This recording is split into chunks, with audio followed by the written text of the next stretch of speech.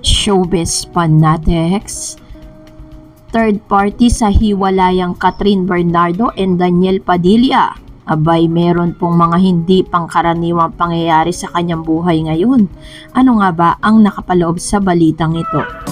But before that, if you haven't subscribed yet to my YouTube channel, please don't forget to like, share, and subscribe at hit mo na rin ang notification bell for more showbiz updates. And please don't forget to hit all para ikaw ang unang-unang makakapanood sa lahat ng ating mga updates.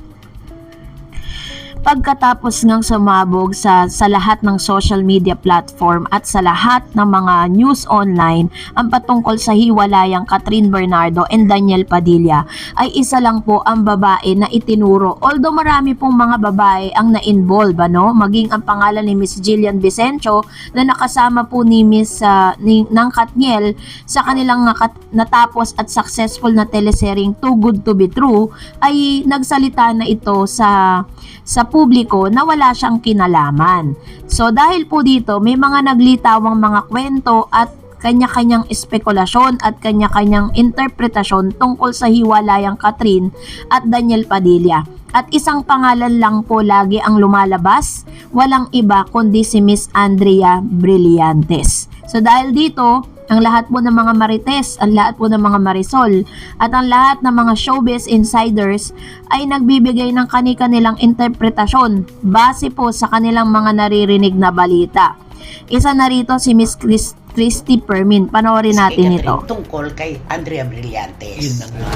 Diba? At meron din mga balita na hindi lang daw kasi isang beses, kundi maraming beses daw. Yung diba? paglipat kasi ng kondo ni Daniel, matagal na yon. Pero ang kwento nga, diba, doon daw nagpupunta si Blythe. Si Blythe daw. Oo, parang gano'n na nangyari nun. At Nga sa pananahimik na ginagawa ngayon ni Andrea Brillantes ay mas lalo pong nadidiin ang kanyang pangalan sa pagkakadawit sa hiwalayang Katniel. Sa panayam ng News 5, Andrea na lumabas sa Frontline Pilipinas kagabi, December 7, deadma ang young actress sa issue. Abala raw siya sa proyektong senior high, kaya tuloy lamang ang buhay para sa kanya. Saad ni Andrea, di pa pwedeng mag-stop. Ang dami pa kasing kailangan gawin in life. Madami pa akong kailangan bayaran.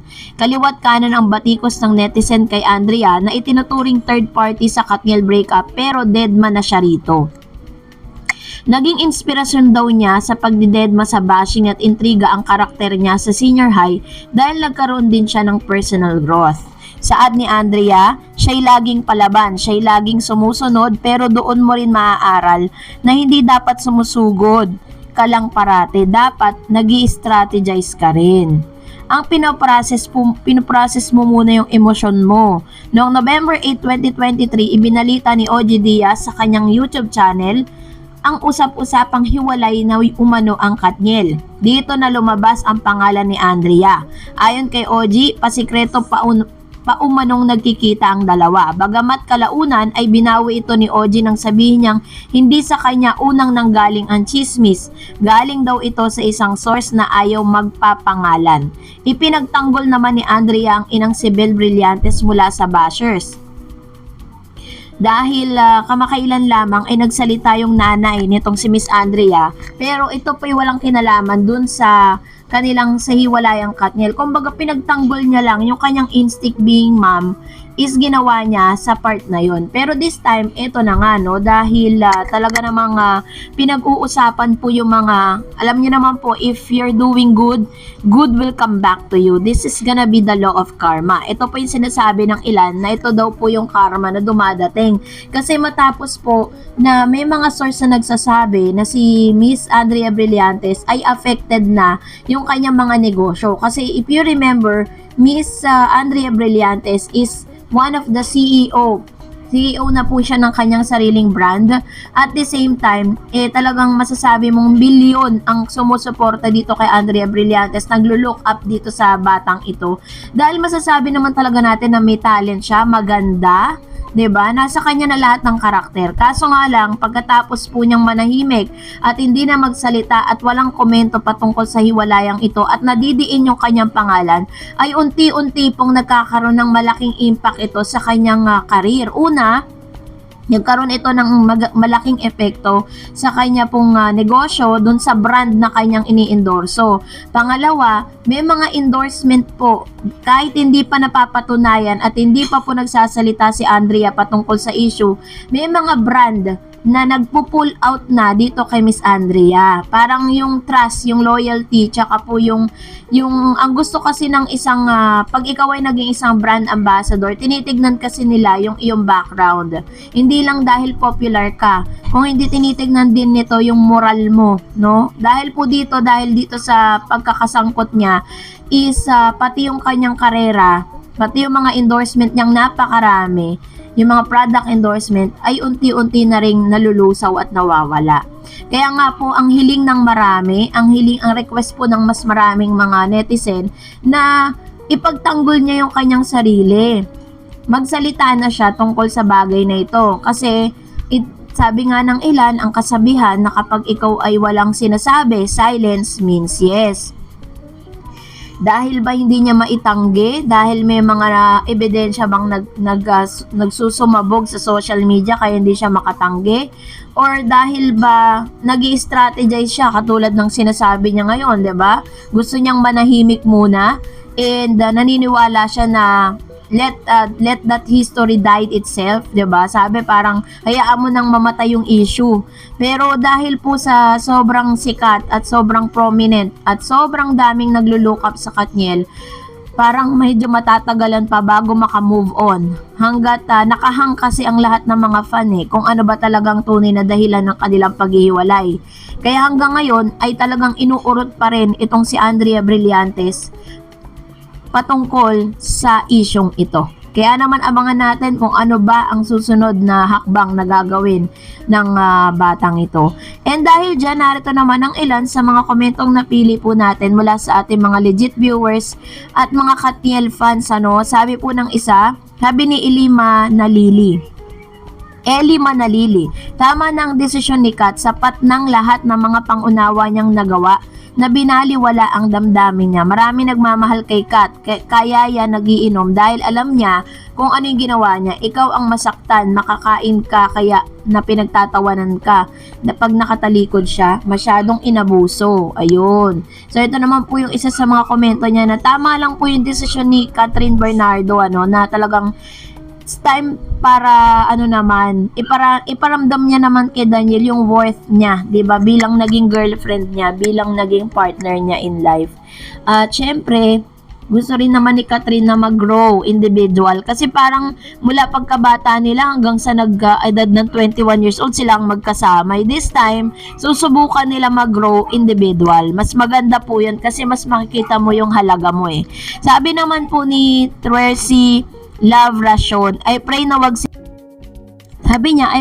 na sila magkabalikan. Kung sa manloloko lang din, kahit ilang beses pa yan mag-sorry at magsisi, uulit at uulit yan. Kaya Kat, if you're reading this, tama decision mo, ikaw nang umiwas, di naman kawalan si Jutes.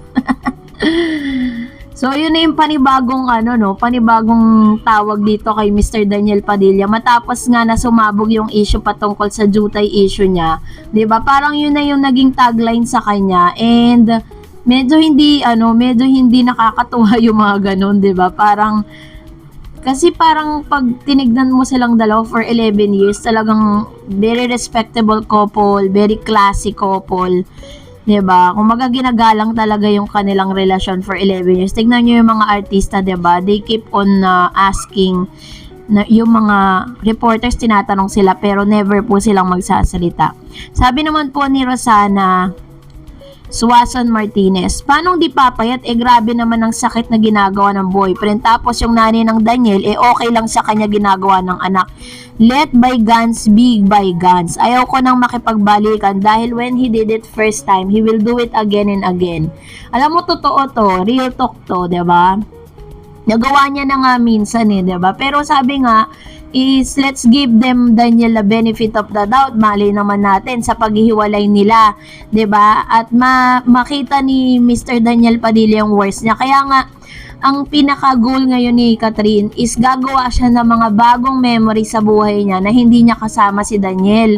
Kasi para makita ni Daniel how important Catherine is. Sabi naman po ni May Marie Bohok, sabi niya, ang taong nagkamali at tinanggap ang pagkakamali, mas magiging mabuting tao yan kasi nagkaroon siya ng realization. Bigyan natin ng time and space si DJ. Kung talagang si DJ lang ang may sala, marami rin namang naloko na pag-aalaga at pagmamahal si DJ kay Kat. Di siya tatagal ng ganong katagal kay DJ kung noon pa ay pinapabayaan na siya ni DJ. Time will heal and praying ako na sana magkaroon pa rin ng pag-asa kaming mga Katniel. Sorry po, talagang mahal lang ang mga batang yan. Pray na lang po for them. Kahit naman po ako, as a fan, gusto ko rin naman talaga na sila talaga magkatuluyan. Pero not at this time.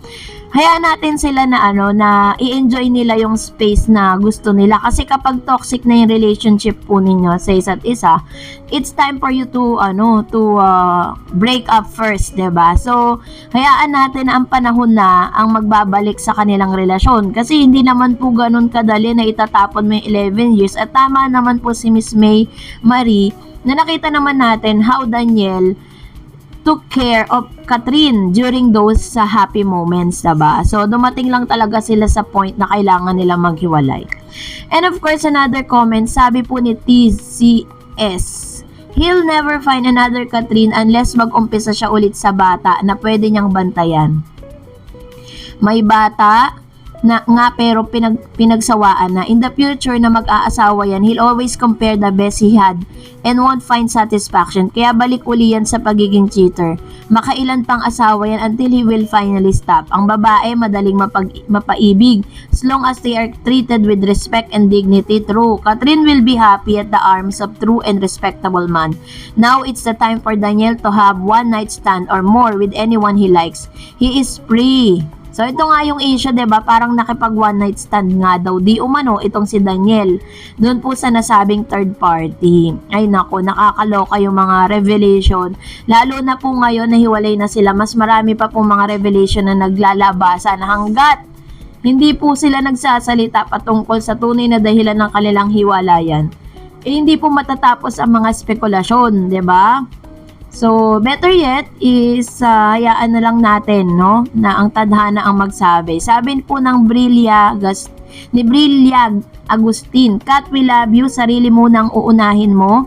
Basta marami kaming nagmamahal sa'yo. Sana makamove on ka na. Di man ganyan kadali, pero alam namin na makamove on ka din. Ayun. So, ito naman po ang prayer nating lahat.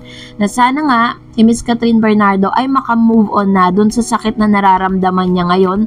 And sa nakikita naman natin, a couple months ago, kita natin na kaya ni Catherine kaya niya na talagang mag-stand on her own. So, this is the best time for them para po talagang mag-grow siya individual. Well, kung nagustuhan mo ang video na ito, huwag mo kalimutang mag-like, mag-share, at mag-subscribe, at i-follow mo na rin ang aking Facebook page, DarEdsTV. And also, I have my TikTok account, which is DarEdsTV. Pwede nyo rin po akong i-follow doon. Thank you for watching, guys. God bless everyone!